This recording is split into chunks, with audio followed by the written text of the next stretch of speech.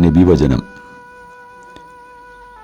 ഏതൊരാൾ വല്ല ചെടിയും വെച്ച് പിടിപ്പിക്കുകയോ വിത്ത് വിതയ്ക്കുകയോ ചെയ്തിട്ട് അതിൻ്റെ വിളകളിൽ നിന്ന് വല്ല പക്ഷിയോ മൃഗമോ മനുഷ്യനോ ഭക്ഷിച്ചു എന്നിരിക്കട്ടെ, എങ്കിൽ അത് അയാളുടെ ഒരു ദാനമായി ഗണിക്കപ്പെടുന്നതാണ്.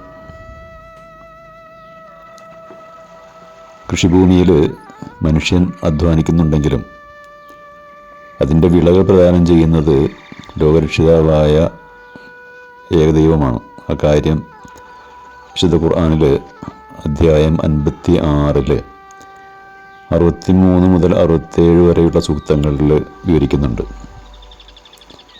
അതിങ്ങനെയാണ്: നിങ്ങൾ അല്പമെങ്കിലും ചിന്തിച്ചിട്ടുണ്ടോ?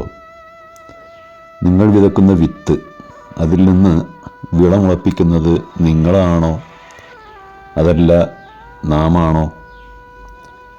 നമുക്ക് വേണമെങ്കിൽ ഈ വിളകളെ ഉണങ്ങിയ കച്ചികളാക്കി മാറ്റാമായിരുന്നു.